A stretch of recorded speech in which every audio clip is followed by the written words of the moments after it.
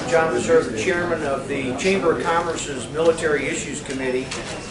We have had a meeting this morning of that committee and invited all of our elected representatives in Congress and Mayor Payton to join us to celebrate the issue of the Navy's announcement that Mayport will be home to a nuclear carrier in the future. Still issues to be resolved, but we are taking this day to say thanks to our elected officials. We have had a team in Washington for the last many years who have tried and been successful at delivering a message of the military and strategic importance of Mayport Naval Station. So they have done yeoman service for us for those many years and been together on it, whether they're Democratic or Republican candidates and our elected officials. They carried the message and they brought everything home to us. So with that, I'm going to step aside and invite our elected representatives to make remarks. So I'll start with well, they all heard our remarks. Weren't the press inside? Yes. Didn't you hear them? So why don't we just answer your question? Right. My first question is, I mean, we heard you earlier that when the deal was first announced that this was a done deal, it seems like we're getting pretty loud opposition from the folks down in Virginia. How legitimate are the concerns, and how much of a fight are you guys really faced with in bringing a carrier to Mayport? The only reason that we have a fight is because the transition will cost $560 million. And these are obviously very tight budgetary times. But that fact is trumped by the fact of national security interest of our country. And so we will win this fight, but the Virginia delegation is, as I said, they're acting a little piggy. They want all 5 carriers there, when obviously in the interest of the country, the carrier fleet needs to be dispersed. I know they're trying to push the decision into the new administration. Obviously, the Virginia governor has close ties with the new president. Do you see that tactic working or having any impact at all? Well, now, I just want to say there are others in America that have close ties to the new president. Well, I would say that this decision is going to be made by this administration. I believe that the Secretary of the Navy has every intention of making a final decision prior to the end of this calendar year, and I believe the time frame is reasonable to think that he will do that. And I think once that decision is made, then it's a question of the appropriations being there, and that will be another phase of this struggle. But I would say with some reasonable degree of certainty that because of the strategic imperative, the national security imperatives that are involved in this decision, that we're going to see this happen. I just don't think there's any question. And I want to say that the safety of our country has nothing to do with whether you're a Democrat or you're a Republican. It is what is in the best interest of this country. And that's how the decision will be made. We just want to take the politics out of it, and sometimes it's hard to take the politics out of it. And I think it was, the point was made, it's not, when we talk about all the eggs in one basket, it's not just all the ships and all the people. It's the maintenance facilities, and it's clear that we need to have an alternative on the East Coast. And so that's what I think this decision brings to bear so clearly, that it's just critical.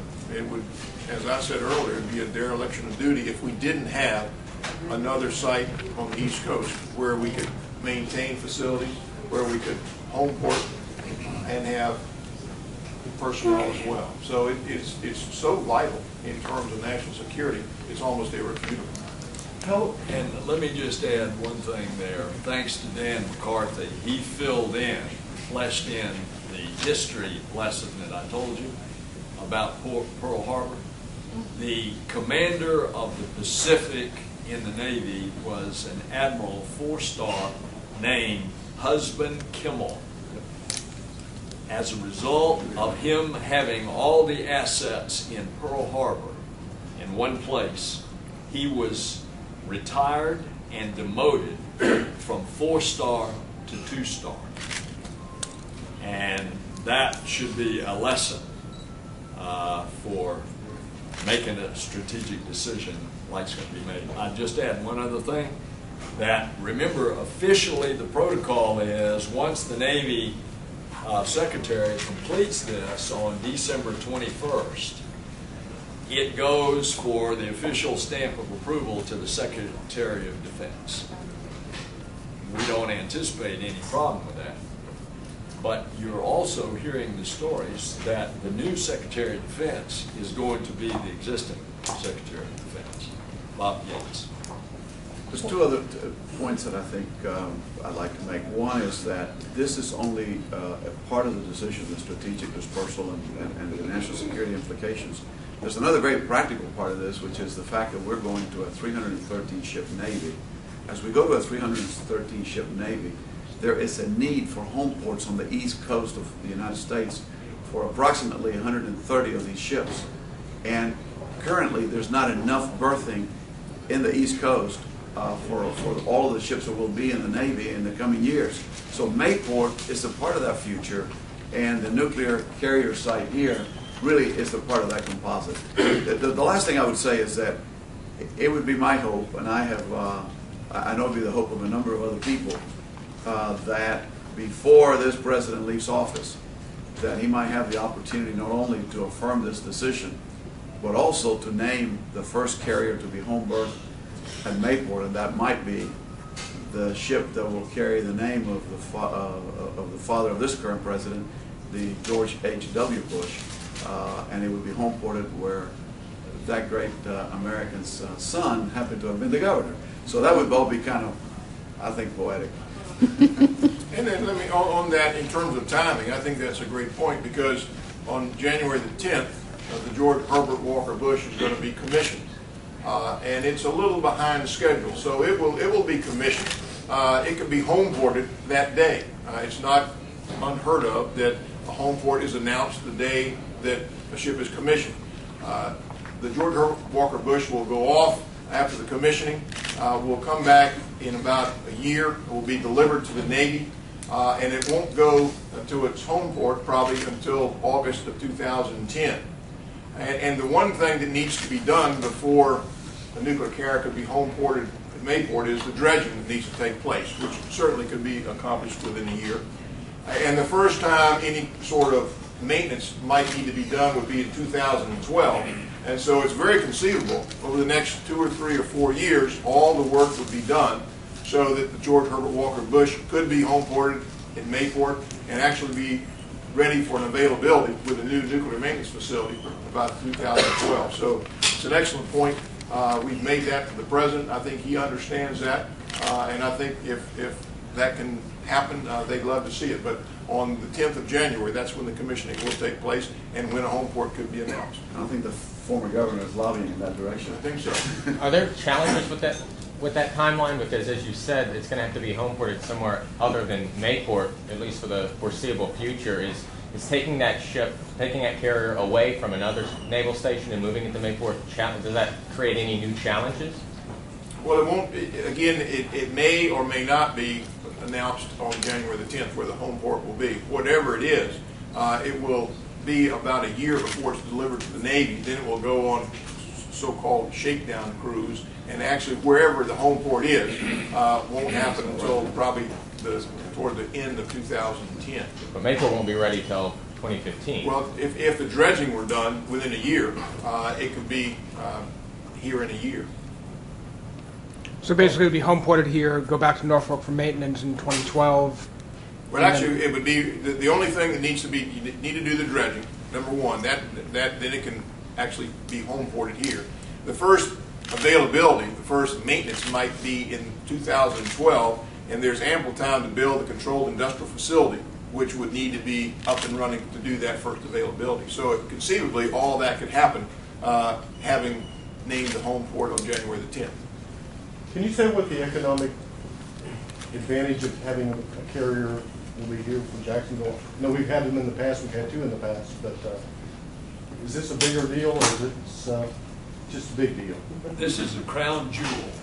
An aircraft carrier is a crown jewel.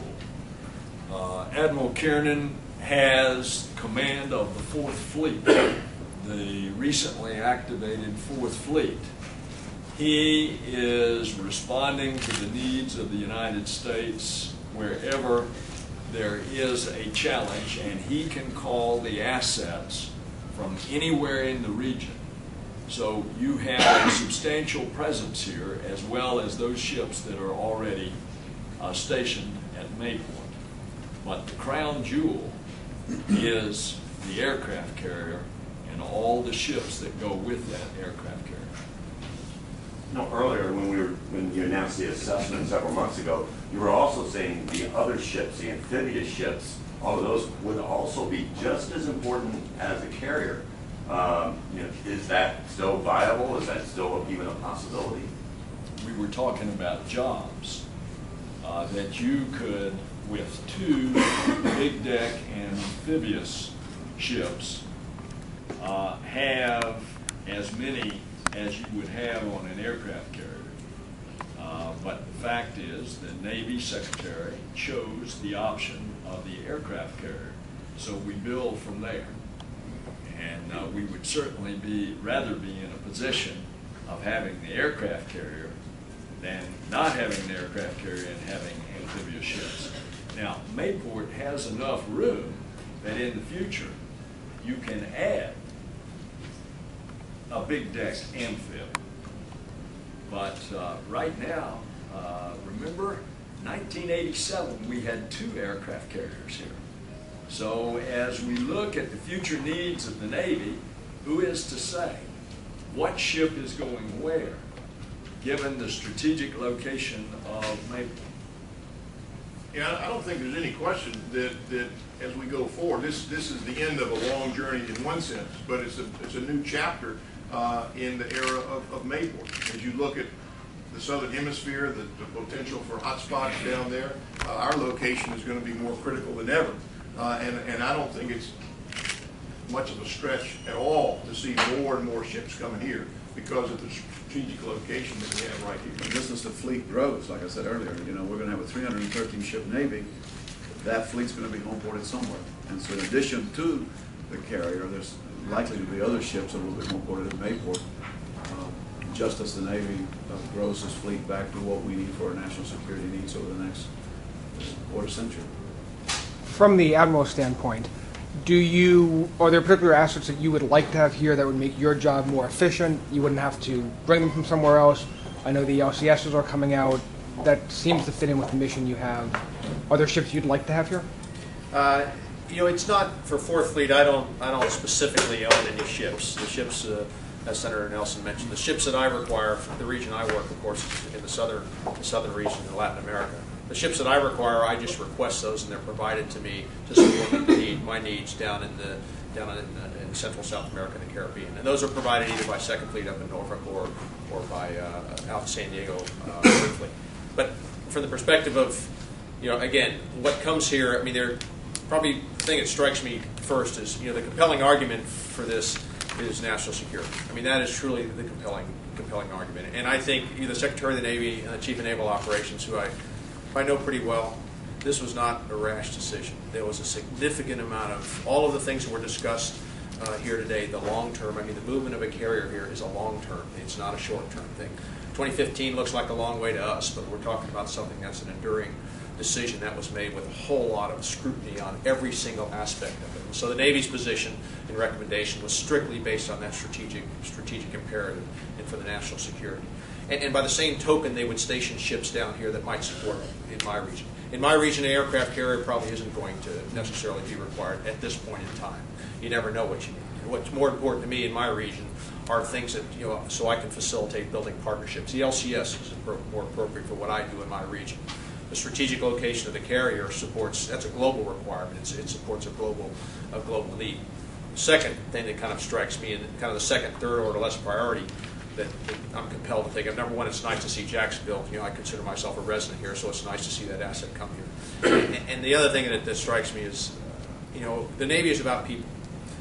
And I mentioned it earlier, the fact that the carrier comes here to a community that's very receptive and taking care of people by a significant number of initiatives that Jacksonville has taken. And I've seen a number of other places. And so to me, that's the other. I don't think that came into the decision, but that kind of, in my own mind, helps me because I like to, if they come here, we're about people. And if you come to a community that's receptive to taking care of sailors, and a state that's receptive to taking care of sailors, military in general, I think that's kind of a second order benefit to it. But again, it's a strategic decision. What I need, I'll go ahead and ask for to support in my region. What comes with me is not so much now. It may grow, Fourth Fleet may grow more in the future. That remains to be seen, depending on the importance of the region that I work in.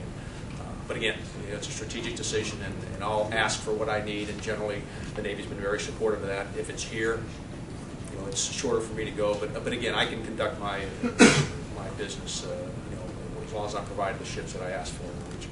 Admiral, could you please stand a little closer to the mics and talk a little bit about the strategic advantages of moving a carrier to main point?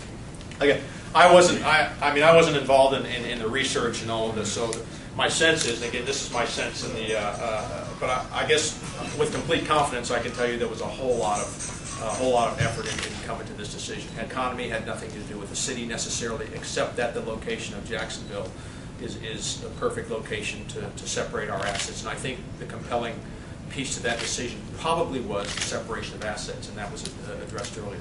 Kind of like the eggs in one basket. We have 3 locations out on the West Coast where we disperse our assets. There's weather things that can occur. It doesn't matter if it hits Jacksonville, then Norfolk can support us, or if it hits Norfolk, then we can support them. So I think that's, in my mind, those were the decisions that were kind of made. And I can assure you the decision was long-term. There was a whole plethora of elements that went into this decision. I'm certain, again, I was not specifically involved in that decision, but I know well enough in the Navy and how the Navy works that no decision is made without taking first, second, third order effects and for the long term. So I think strategically my sense is the dispersion of those capabilities. And the industry, and again, this is my opinion, creating a multitude of places where you have the industrial base and the knowledge to be able to work on nuclear assets is probably another thing that contributes. It's good to have those skill sets in a variety of different places. Economies change, things change, and I think this location will be postured for more ships if that's what the Navy's decision is.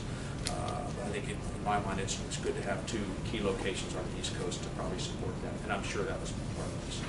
Were you surprised to hear 2 former Navy secretaries and Senators Webb and Warner be so vocally opposed to the Navy's decision? My sense is it's they have constituents and they have their positions, and they're very, very bright. Very, very bright people, and so they have their arguments.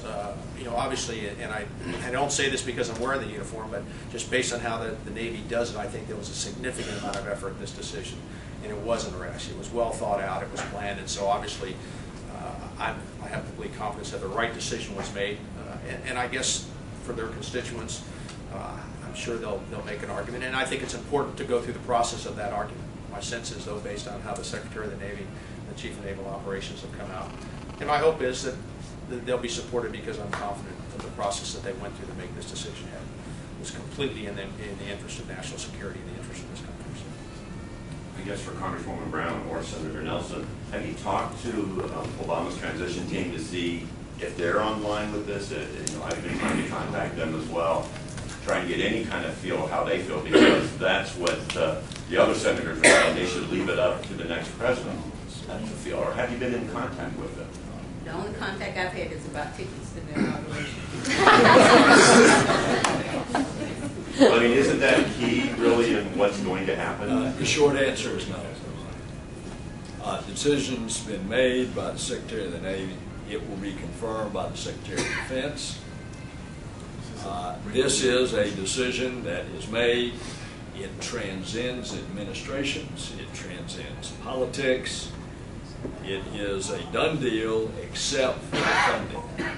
The Navy will come forth with its requested funding for the next fiscal year, which is what they call the PALM, for fiscal year 2010. This $560 million will be in that request. That's not going to get turned around.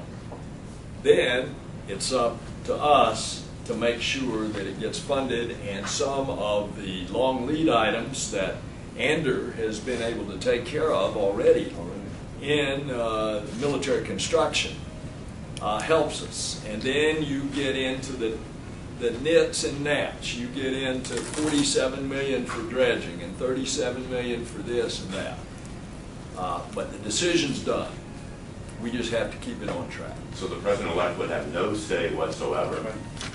Basically, the president-elect has got to worry about the economy, about the war, and so forth. He is not going to get down into a decision like this. He has an apparatus that he relies on, and it's called the Department of Defense, to protect the strategic interests and the tactical interests of the United States. So this isn't something that the next president is going to say, oh, I want this or that to change.